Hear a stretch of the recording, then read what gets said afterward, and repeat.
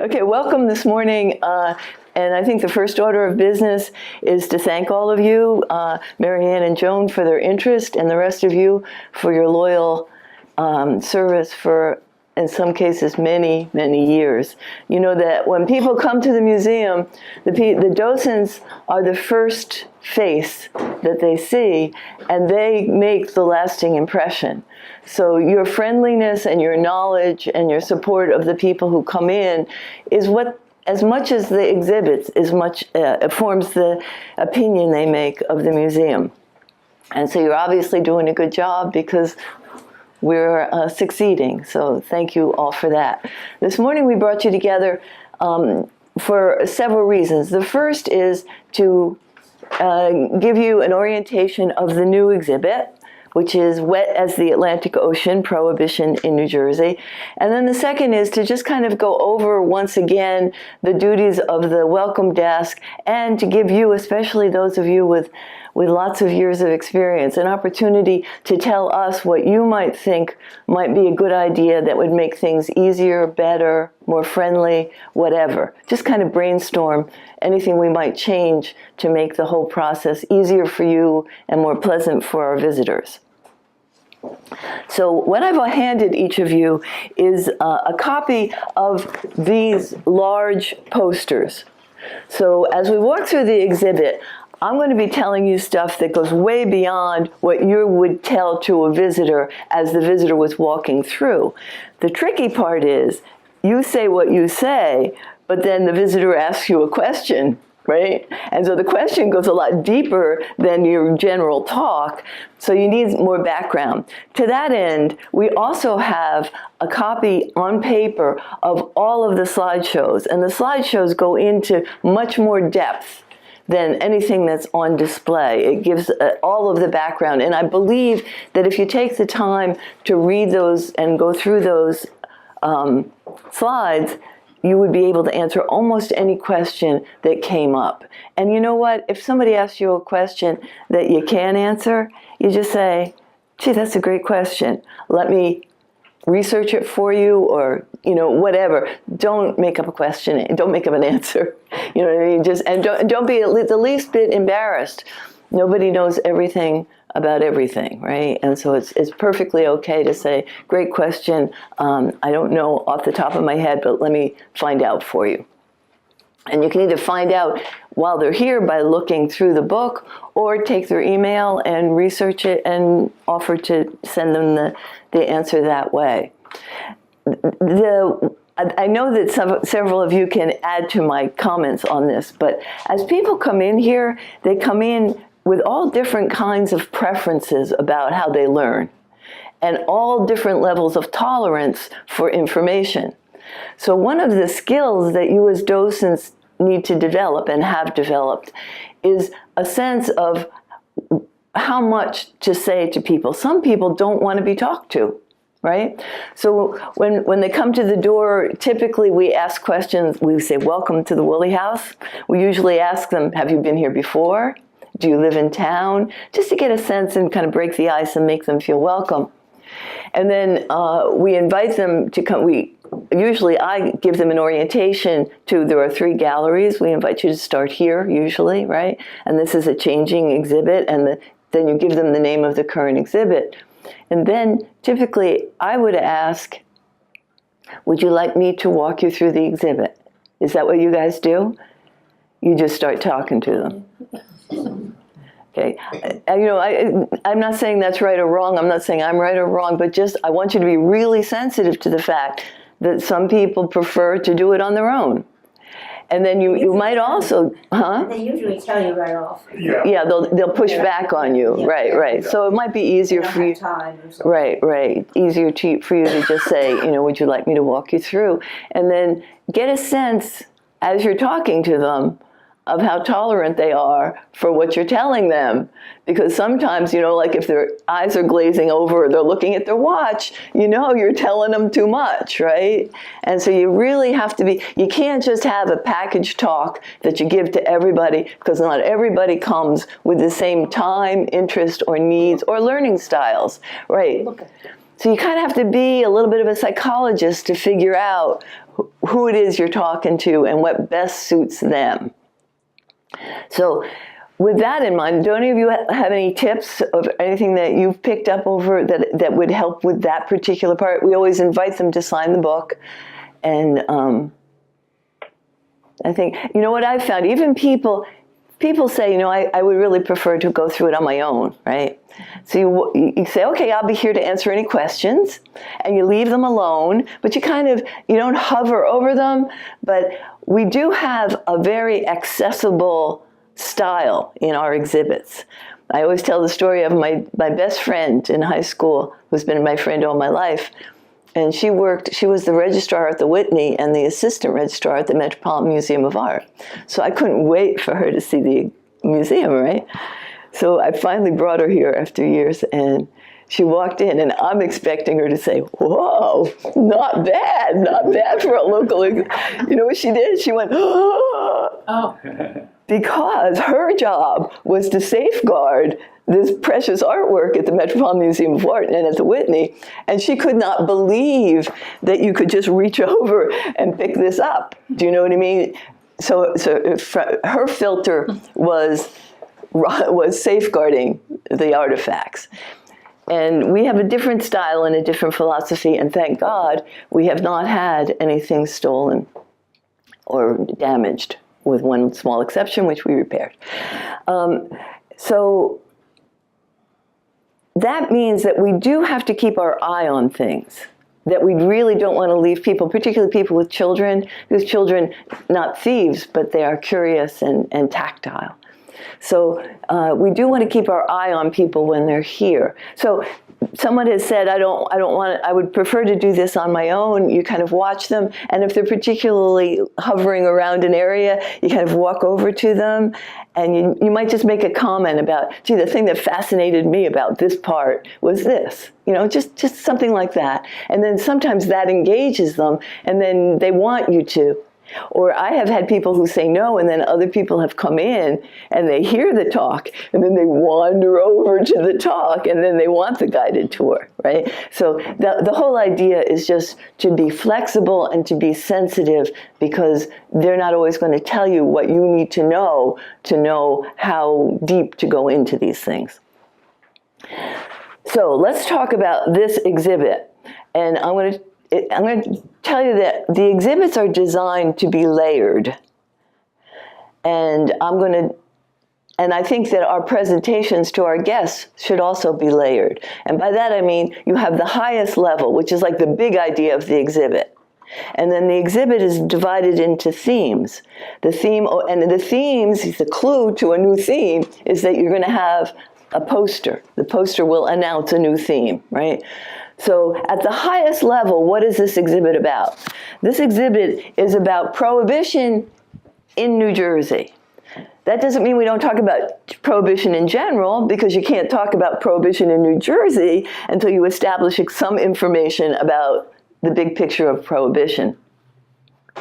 And so it talks about what influence what was New Jersey's role in prohibition, and how did prohibition affect New Jersey? And we get as close to home as possible, but we talk about the state, the county, and Ocean Township and surrounding communities as we go through it. So that's the big idea. And the questions we're trying to answer are, well, let me not go right into that yet. So over here we have Wilson's desk, a popular holdover from the last two exhibits, right? And I have one more. That desk has one more exhibit in it, because the next one is going to be suffrage. And Wilson happened to be president, right? You know, when Wilson was president, this blows my mind, there were four constitutional amendments passed. I mean, can you imagine? I mean, right now that you could get any constitutional amendment, 4 of them. Anybody know what they were? Taxes. Income tax. Voting for the elections for senator. Right, direct election of senator used to be elected by the state legislatures. Women's suffrage and prohibition, right. I mean, it's just an extraordinary, I don't think it's ever been, well, I shouldn't say that because we had the Bill of Rights and stuff, but certainly in our modern history, it's an unprecedented figure for constitutional amendments. So Wilson is here. Wilson's desk gives us a perfect platform, literally and figuratively, for talking about the politics of prohibition. And in fact, prohibition, which was enacted in 1919, in other words, it was made law in 1919, but it didn't take effect until a year later, January 1920. So it was the last state ratified it in January 1919, and it became in effect, I think, January 20th in 1920.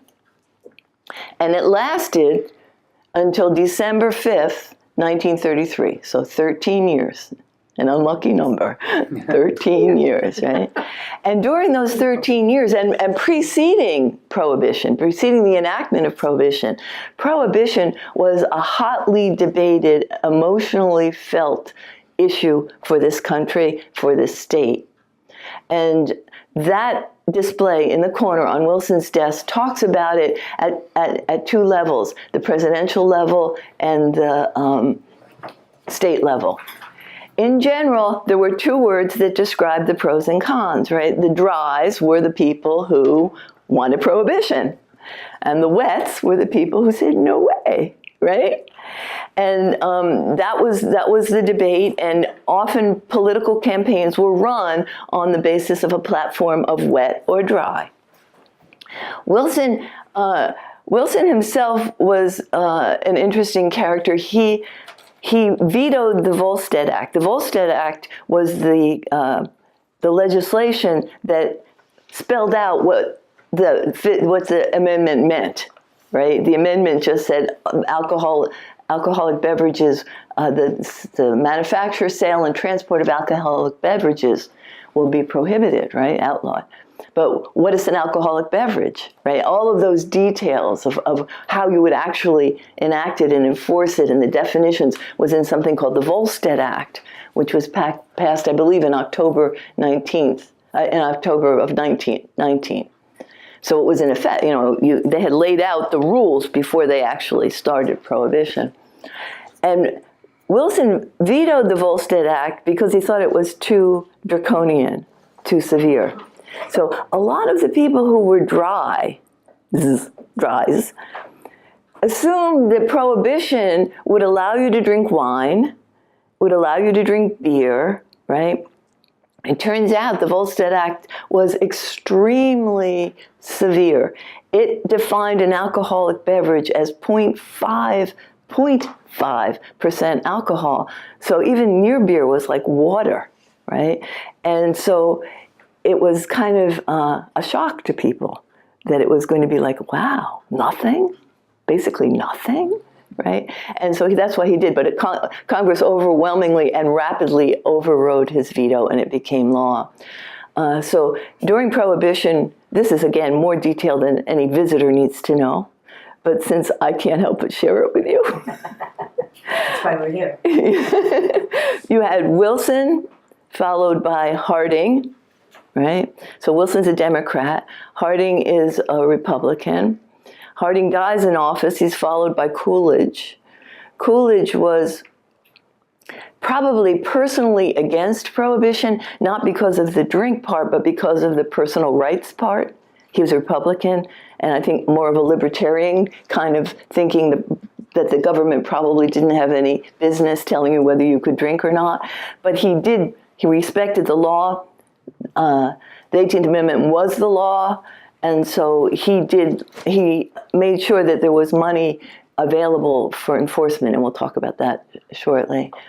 And then we had Hoover. Hoover was dry, and he ran on defending Prohibition. And then he lost, he won over Al Smith. And Al Smith ran on a stridently wet platform, right? I mean, he was like, none of this. And the country was pretty much evenly divided. And you know, we could be talking about today, because the Dries, the people pro-prohibition, were largely Republican, largely white, largely Protestant, largely rural and small town. The Wets were largely, notable exceptions, but largely Democrat, largely ethnic, immigrant, Catholic, Jewish. So, you know, you had this way in broad speaking terms, right?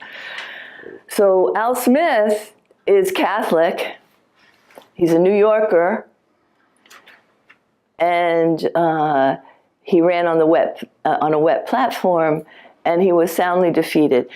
The defeat, most historians do not attribute the defeat to his attack on the Prohibition Amendment, but more on his Catholicism. And you'll see some evidence on the table and on the slides of the vicious, unbelievably vicious political cartoons and editorials and rhetoric around his being a Catholic. So that's probably, and he's a New Yorker, do you know what I mean? So all of that stuff that we're dealing with today goes way back. So Hoover then runs against FDR. And FDR runs on a wet platform, and he defeats Hoover, right? Of course, it's not as simple as that, because there's also 1929 and the Depression. And when you think about it, Prohibition put a lot of people out of work. All of the breweries, right? All of the distributors, all of the salespeople, all of the bars and the people who worked in them. I mean, a lot of them turned into speakeasies. We'll talk about that. But it was a blow to employment. And one of the arguments for repeal in the first years of the Depression were to bring jobs back. Not to mention that when we outlawed alcohol, we cut off the revenue that came from the alcohol tax, which was millions of dollars. The exact number is in the book. I'm not going to quote it because I don't remember it. But one of the constitutional amendments that passed during Wilson's tenure, I think in 1914 or 16. It's the 16th Amendment passed in the 14, or the 14th Amendment passed in the 16th. I think it's the 16th Amendment passed in the 14. Was the income tax. And they passed the income tax in anticipation of Prohibition and losing the revenue from the alcohol. Right? So alcohol was all tied up in politics. So that story is told over there, and you wouldn't tell people all of this. You would kind of tell them at the level, and in your package has the verbiage of each of these theme posters, right? So that's kind of the level of detail you would go into. If something caught their attention, you could call their attention to it. Wilson's desk also has a timeline, because what we're trying to do is give people kind of a context. We're not going to assume they remember everything that we know about Prohibition, so they can just look at the timeline, and it kind of shows them the evolution from the early days of the temperance movement right up through repeal, just in a kind of a bird's eye view. So the first theme is the politics of Prohibition. The second theme is, how did it happen? You know, doesn't that occur to you? Like, why did we do that? And why did we do that when we did that, right? And so, right where Ginny is sitting, that's intended to answer that question. So, how did it happen? We can go way back to our very beginnings. Apparently, I mean, I read this on the internet, so it has to be true, right? Sure. Right, right from the Pilgrims landing at Plymouth Rock. You don't think of them, you think of the Pilgrims as being very uptight, right? We drank. Mm-hmm. We drank. We were a drinking nation. Alcohol was part of our culture. And in some ways, it made sense. It was a very practical thing, because often the alcohol, the fermented corn or the fermented apple cider, was healthier than the water you were drinking. And it was a way to preserve, like you have your apple crop, and I think the apple was so popular in America because of cider and because of hard cider, white lightning, I think we call it, because it would last through the winter, right? It would get you through the winter to the next harvest. So there's stories of the workers in the field stopping at 10 o'clock in the morning and having their alcohol, lunch alcohol, afternoon alcohol. They went to bed early because they had no light, but they went a little nip before you went to bed. So alcohol was always part of our culture. In the early part of the 19th century, the per capita consumption of alcohol started to escalate, and it really reached kind of an alarming level in the early decades of the 1800s. And then it continued, it peaked in the first few decades. And, I'm not quite sure why. One of the reasons was there was an immigration of Germans, brewers, and lots of breweries, and the breweries established saloons, and saloons became like a bane of our existence, because every corner had a saloon. And as the railroad was being built across the country, the saloons followed the railroads. And so men were spending, these are broad generalizations, but relative to the way it used to be, the saloon brought men, and the saloon, unlike the inn had served alcohol, right? But it also gave you a place to stay at night and a meal. The saloon had one purpose: booze. It also had women and gambling, but they were sidelines, right? You went there to drink. And when I say women, I don't mean the wives of the husbands who were drinking. You understand me? So it became a real plague on society, because those men, many of them developed drinking problems. They were spending their money in the saloon. They were often abusing at worst, neglecting at best their wives and children. They were losing their jobs. So several constituencies started to think, we need to do something about this. And among them were women.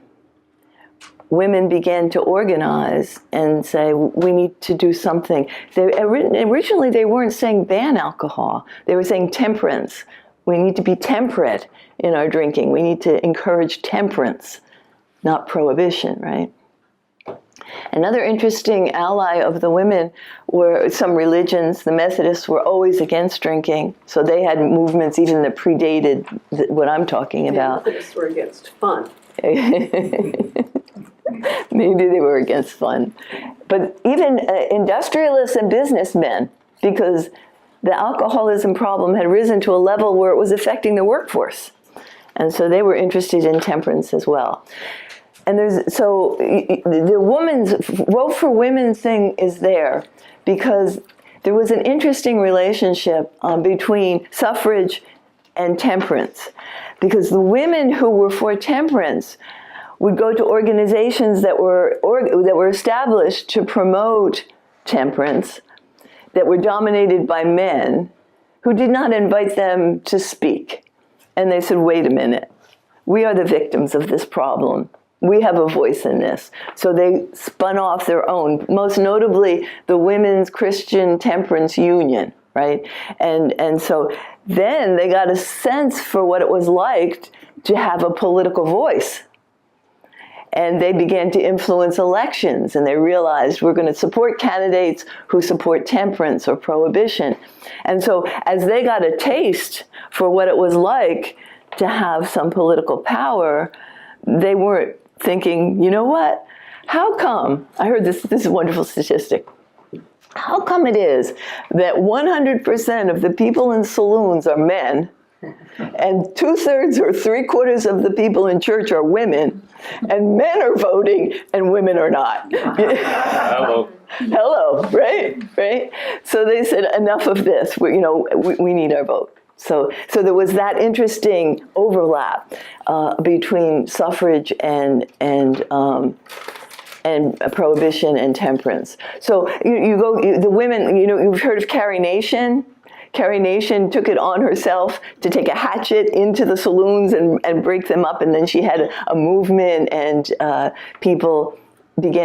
women began to join her, and yeah. Yes. One gal asked me, well, why wasn't she in jail then? Because she was committing all of these Right. acts. And it was because she was in Kansas, and they had laws against drinking already. Right. But So they did arrest her one time, put her in jail, but they couldn't hold her because what she was doing, enforcing. Yeah.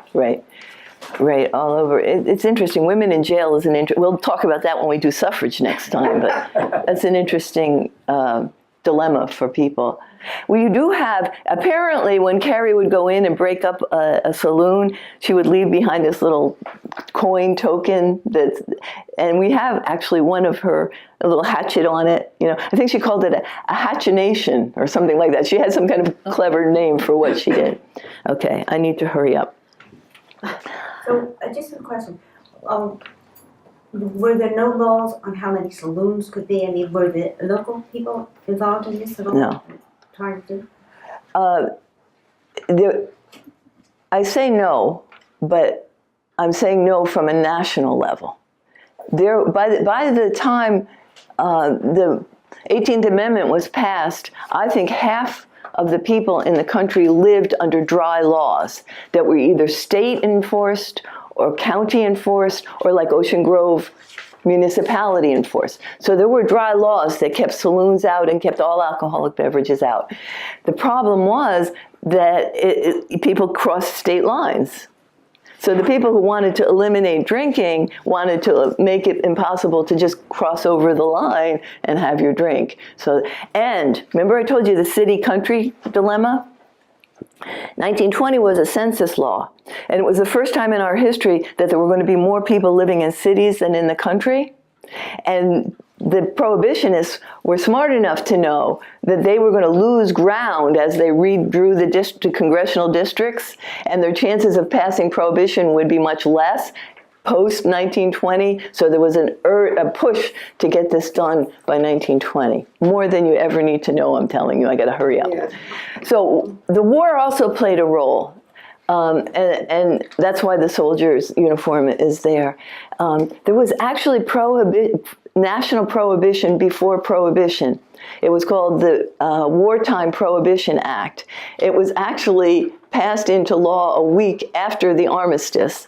So it was kind of a thinly veiled guise for pushing ahead prohibition. But the logic was that we need all of that grain for food. We can't put it into alcohol. And so when we get to Mabel Fenton, we can talk about wartime prohibition more specifically.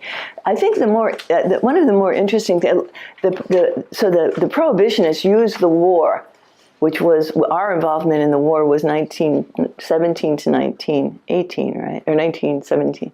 Yeah, 1917 to 1918. How quickly we forget, right? Just the lessons of it. I'm not sure remember. The prohibitionists, you'll see propaganda even on that sign that tied patriotism to prohibition, that we shouldn't be using the grains for our alcoholic consumption, we should be using it for the war effort. But to me, the more interesting connection between the war and prohibition was the effect that it had emotionally on people. This was a hellish war. We know that, all of us who did the last exhibits.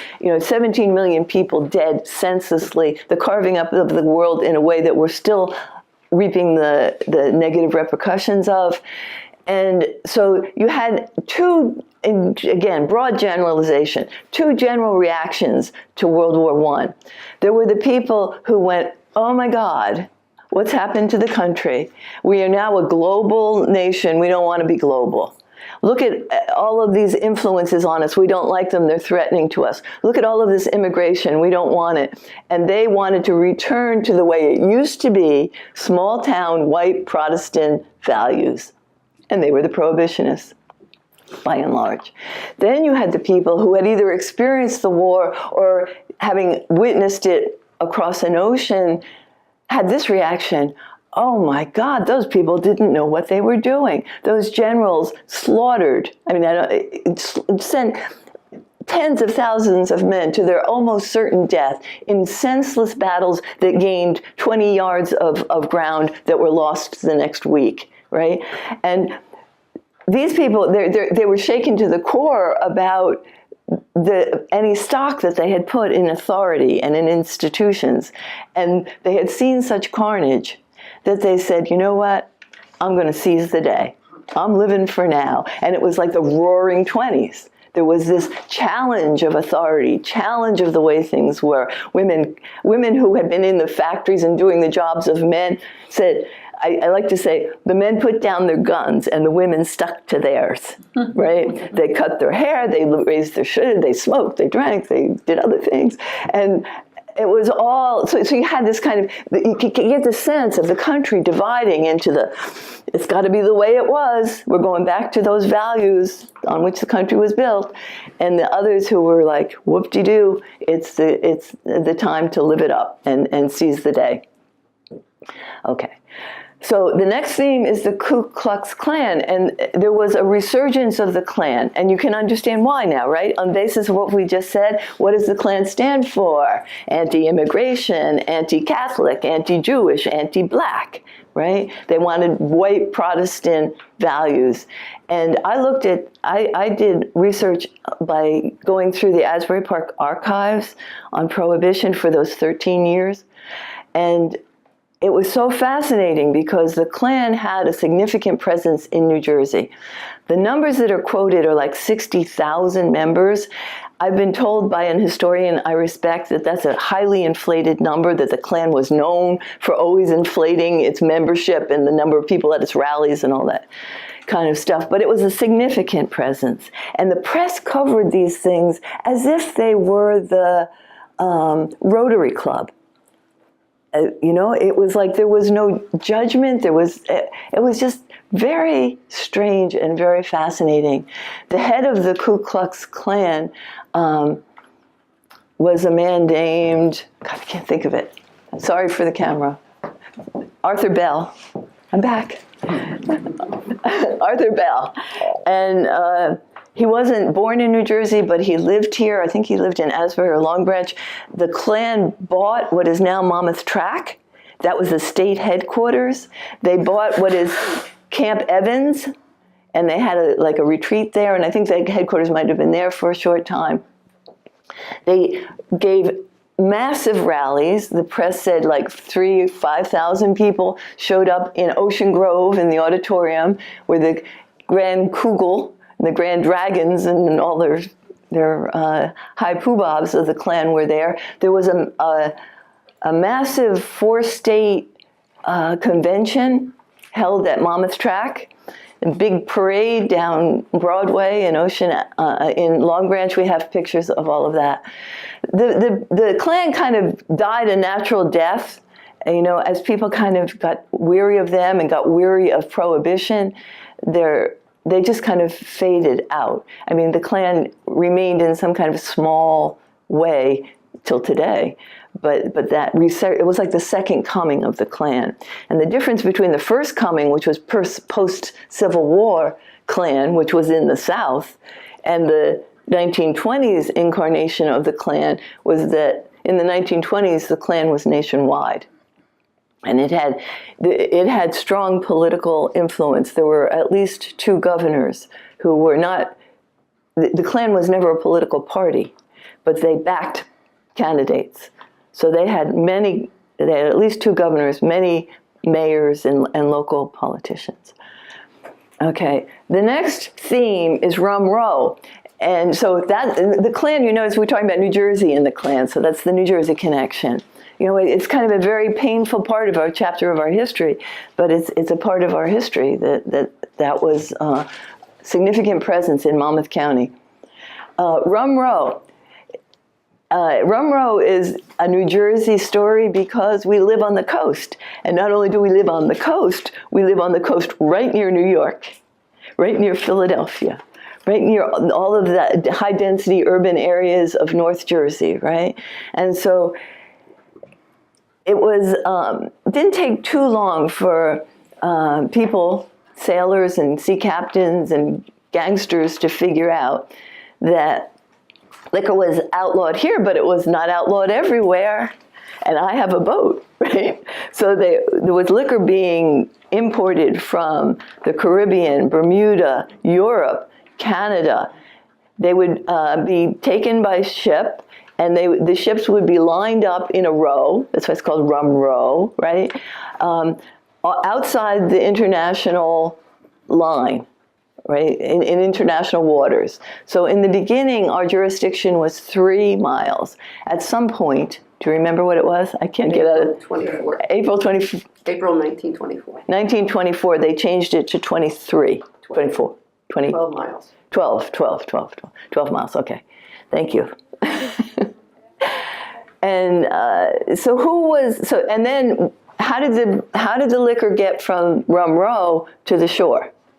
They had these little things called contact boats. And the contact boats, this was like a boom industry for all the local fishermen and all the local sea captains. And it was very lucrative. They had the money to equip their boats with fast, powerful motors. So they would shuttle back and forth to the ships out there on Rum Row and come back and then down, offload their booze onto trucks. And that was distributed throughout the metropolitan area and to our local speakeasies.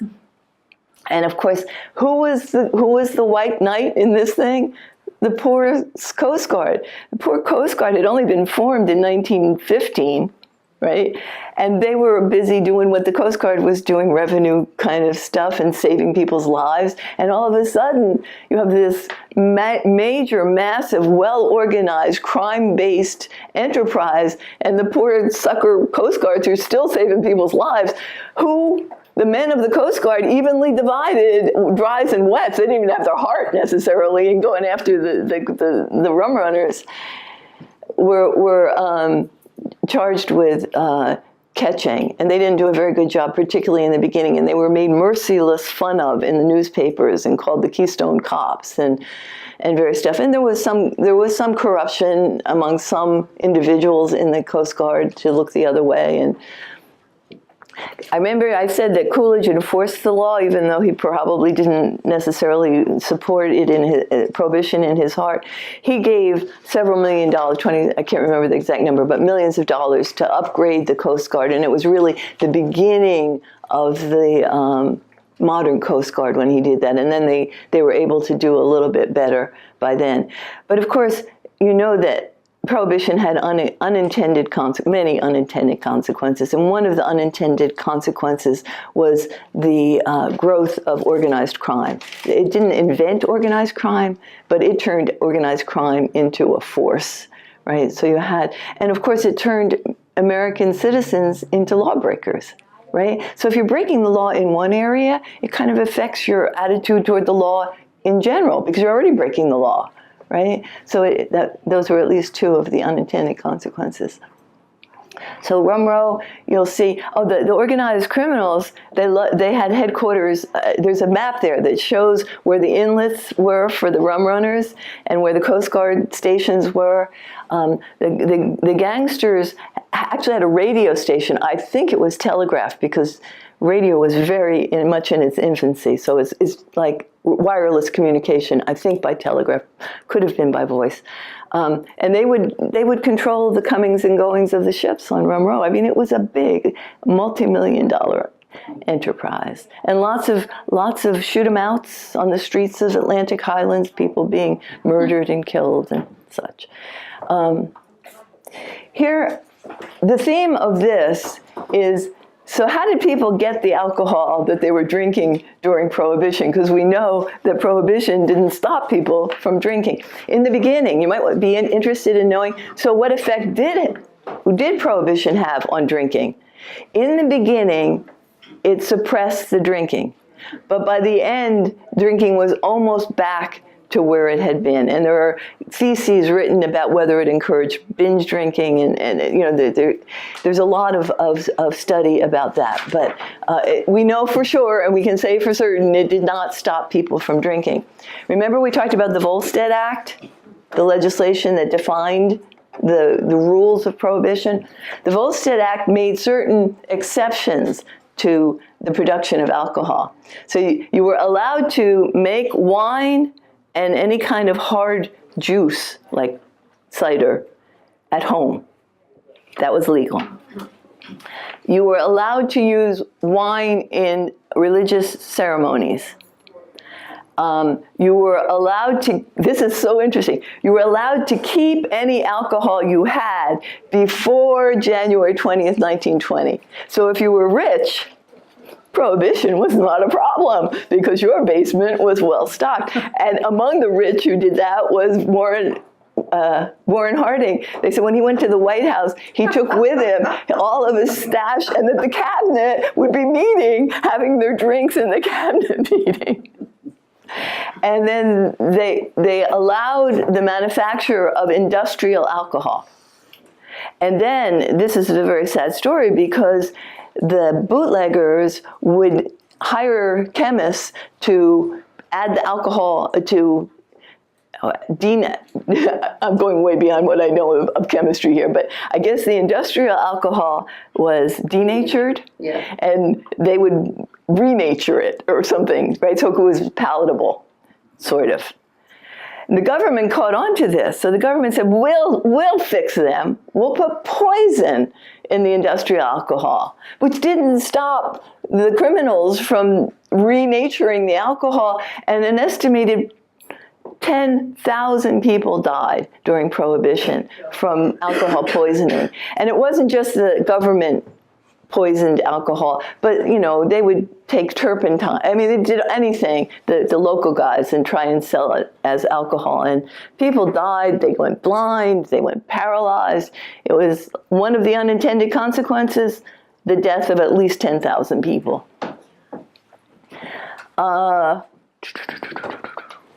Here we talk about the local speakeasies, and we know of at least 7 of them, and they're listed here and plotted on the map. The most famous one, I think, is Ross Fenton, right? Ross Fenton. But in addition to the speakeasies that were in public places, places that had been restaurants or bars, people had speakeasies in their basements and in their back rooms. And so countless numbers of homes. As a matter of fact, right around the corner from me, right, Jenny? There's a house that was a speakeasy. Yes. Oh, yes. We've seen it. Right, right. And many houses. And I just want to point this out to you. These bottles here, this bottle here, and this bottle here were taken from Millwyn Farms on Wickapico Drive, which had a home speakeasy in its basement. And the alcohol that are in those bottles is the alcohol that was in those bottles when they were taken from the speakeasy. So that's kind of exciting that we have that artifact. And the Cinderella Tea Room down on, what is that, South Wickapico? North Edgemere. North Edgemere. It was a little home business that was a tea room, and during Prohibition, it served more than tea, and the ladies would come, and their chauffeurs would drive them, and then they tottered out, and it was their designated driver to take them home. Right, Gary? The most amazing thing about it is the people who live there just painted the house bright purple. Purple, yeah. With green shutters, so you can't miss the thing. Right, so if you drive along there. So it's South Edgemere, right? So North Edgemere. North Edgemere, right. So if you want to drive by and see it. So, you know, Paul's, which is, what is that, English Manor. English Manor now was a speakeasy. There was one where the post office is that was also a house of prostitution. That was called Mamie Reynolds. So it's just very colorful right here in Ocean Township. And of course, Asbury had the West Side particularly, because the West Side had world-class jazz. And so you had many of those clubs operating as speakeasies. And when you read the papers, you see 0 raids in Asbury Park on the east side. That doesn't mean there weren't speakeasies there. All the raids were on the west side. And they tended to cluster around holiday weekends like Labor Day and 4th of July, because the east side merchants would pressure the police to shut down the west side establishments over the holiday weekend, because their white patrons would go to the west side because of the quality of the music there. So it's just kind of an interesting tidbit on that. So you can read about the speakeasies, and then that kind of ends the contextual discussion of Prohibition in New Jersey. And then, as we have done with several other exhibits, we kind of pick up the story in personal terms. So we have the story of 6 individuals here, and in each story we have an opportunity to kind of illustrate one small point of Prohibition. So we start with Mabel Fenton because she's the earliest. In 1919, I saw an article in the Asbury Park Press that said that the federal agents had arrested Mabel Fenton at Ross Fenton Farms for a violation of Prohibition. And I'm saying, no, that can't be, because Prohibition started in 1920. How could she be arrested in 1919? Well, she was arrested under the Wartime Prohibition Act. So that's what happened there.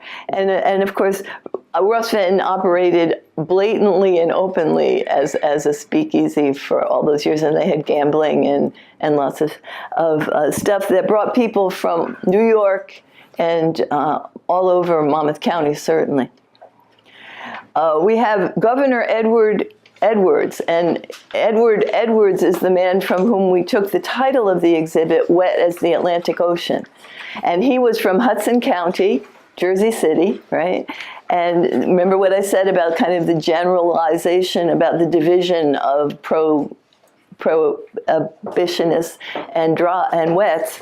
So he was definitely wet, and he said, you know, I'm from Hudson County, and I'm as wet as the Atlantic Ocean. And he wrote, he campaigned in 1919 on a fiercely anti-prohibition platform. He was elected, and he did everything in his power to inhibit prohibition. One of the things that the Volstead Act did was set up the enforcement at a federal level, but the federal government never, ever gave enough money to do justice to what was required to seriously enforce prohibition. So you had an understaffed federal enforcement, prohibition enforcement squad, underpaid. I think one thing that I read on the internet, so it has to be true, was that they made about as much as a garbage man in Manhattan, right?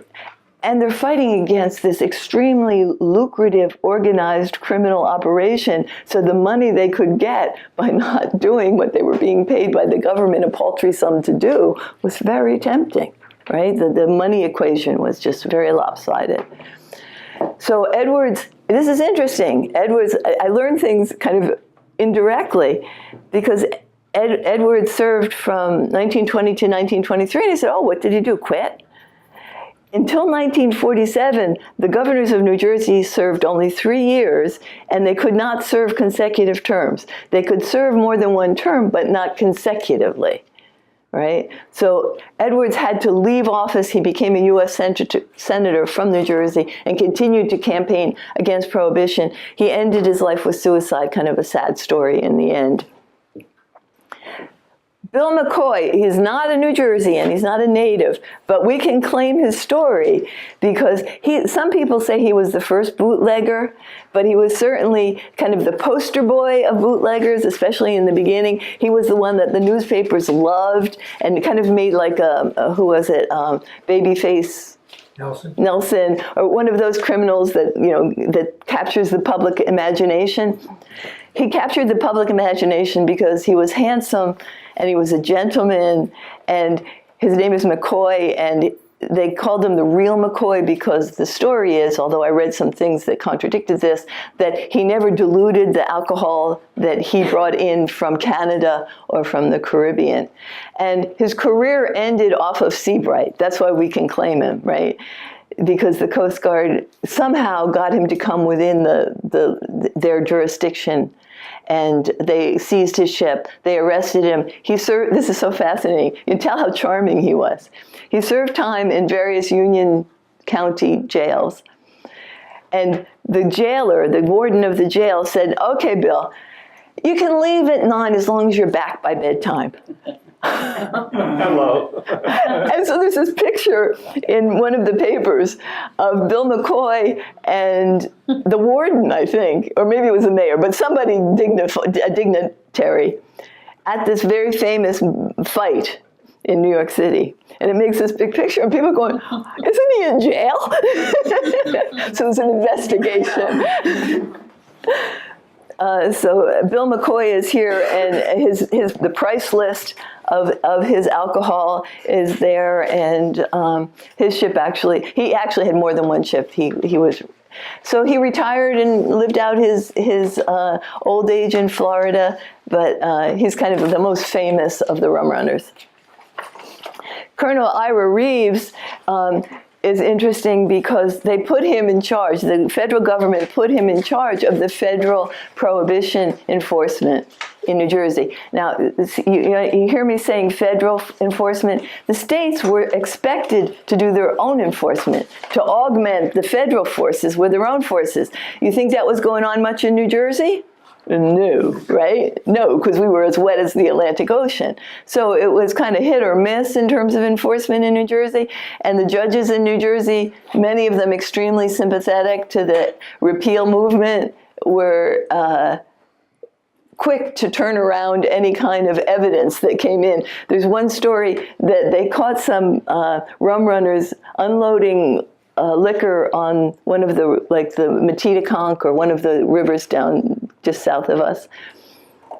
They caught them unloading the liquor, and the judge dismissed the case for lack of evidence.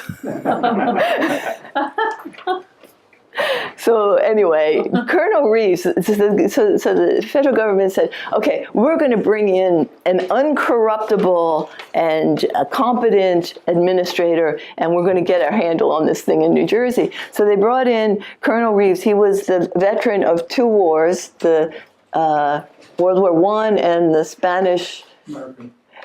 American. I don't think it's Spanish. It says Spanish American? Yeah. Okay, Spanish American. I thought it was the incursion before World War I, maybe. Anyway, he was the head of a military college in New England, and they brought him down, and he drilled the troops, and he did kind of a strategic thing. He said, we're not going to be raiding the little speakeasies. We're going to try and get the source, the distributors, and try to interrupt the supply. But he was so foiled by the corruption of the local judges and the local police and his own force that he quit after 9 months. So that's why he's here, to kind of tell that story. And he wrote, what was the name of his book? I'm glad you have the Cliff Notes on. It doesn't matter. He wrote a book about his experience in New Jersey. And then the two more characters, Kitty Dodd. Kitty Dodd tells a story that is apparently not that unusual, because since we've put out Kitty Dodd's story, I've heard of at least 2 other grandmothers who did the same thing. So Kitty Dodd came to New Jersey through Ellis Island as a young married Irish immigrant. And her husband died. She had 4 children. Prohibition hit. She was struggling to make ends meet. And she said, you know what? I remember that recipe that my father gave me for making whiskey from potatoes, right? So she started to distill the potatoes into her own form of alcohol. And it was so successful that she convinced every woman on her block, which was Liberty Street. So the name of the book is The Spirited Ladies of Liberty Street. So she had this little operation going where all these ladies are brewing their whiskey. And she got a little bit of some complaints because not everybody did it with the same fastidious attention to detail as she did. So she decided that she would buy an abandoned factory, and she turned the factory into a distillery. And then she had someone print her faux labels of Cutty Sark and Gordon's Gin, and she put color in. And she actually caught the attention of the local mobsters, anyway, so her grandson, who was a state legislator in New Jersey, wrote this book about his grandmother, and it's kind of fun. And I've heard several stories of other Irish or Italian grandmothers who got their family through Prohibition by moonshine. And then the last story that we tell of an individual is of Harry B. Crook, who was a crook. I couldn't resist, right? Yes. So he came down from North Jersey. He was working as a security guard in Steinbach's. The Monmouth County prosecutor befriended him, hired him in his office, and then appointed him the chief of detectives of Monmouth County. And he and the Monmouth County prosecutor were bent, as they say, and were running an extortion racket with local speakeasies. He never went to jail, nor did the prosecutor, but he was removed from office, and there was a long and lengthy report that showed him to be incompetent at best, at least at what he was doing for the government. And then the very last theme is repeal. So repeal happened. We talked about the influence of the Depression. People had just become weary of all the stuff that was going on in the name of prohibition, the disruption to our values, to our way of life. People needed jobs, and repeal would bring back jobs. And the government needed the revenue from the alcohol tax, and it would bring that back as well. The public opinion polls that were being done toward the end of Prohibition, you could just see them shifting toward repeal or reform. I think that was the verb that they used. So there were people who wanted. They said, what's wrong with prohibition is that it's not being enforced properly. So there's people who were stuck on, yes, prohibition. That was a shrinking percentage of the people. And then you had the people who said, it would work if they had done it right. Like we should be able to drink wine and beer, and you know what I mean? So they wanted to reform it. And then there were those that said, you know what, this is a failed experiment. Just call it quits and move on. And so repeal took place in 1933. It was fast. It was overwhelming. There was no question about it. The country was ready to give this thing up. So that's it. Yay! So, again, at the theme level, you'll talk to guests, and I've given you some detail. The detail I've given you is in the theme posters, but even more so in the slideshows if you care to look through them. Okay? Jenny? Great job again. Thank you. Do you have any questions?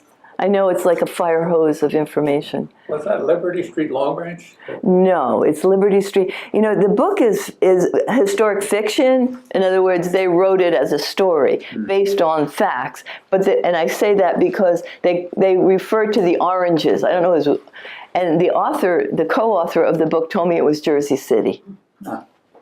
Okay, so I think it was Jersey City, although the signage says the oranges because that's what the book said. Because when you mentioned that Essex County was the prison where Bill McCoy was, who was the Jersey City governor or mayor, was Hague. Mayor Hague. Oh, that's Hudson County. Time. That's Hudson County. That's Hudson County for Yes. For Jersey City.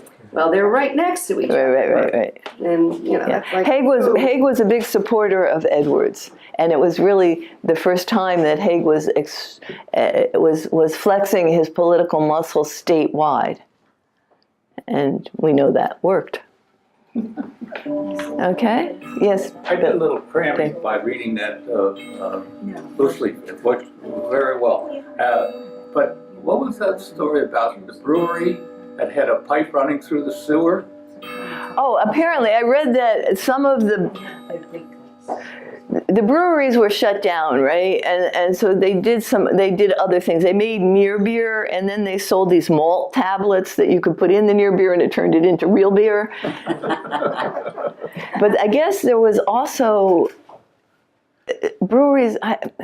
They had pipelines underneath the rows that they would pipe the beer into the various establishments with in one of the cities in New Jersey, and there's a photograph of it, right? So, again, I don't know, with any of these, anything that we're researching on the web, and certainly all of the exhibits that I've done, the more you know, the more cautious you become about your sources, because there's a lot of inaccuracy.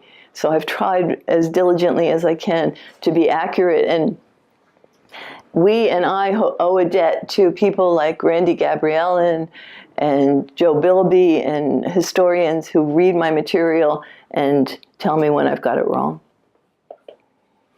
That's good. Well, the thing that you have set up on this trunk with the doctor and the doctor giving prescriptions. Oh, right. I mean, that's That's an right. hysterical story. Right. You know, I'm sorry. Remember, I think I said 4, what you could make at home, what you had before they enacted prohibition, industrial, alcohol, and medicinal. Medicinal. I forgot the medicinal. Okay. So doctors could write a prescription like every 90 days, and I bought and broke a bottle of medicinal alcohol, so all the pieces are in here for you to see. But you know, I think that Walgreens went from 25 stores to hundreds of stores over the first 10 years of Prohibition because people were going there to get their alcohol. My grandfather regularly wrote prescriptions for Right. alcohol. Right. And there's an example of a prescription here, and there's lots of interesting stuff to illustrate. Yeah, great.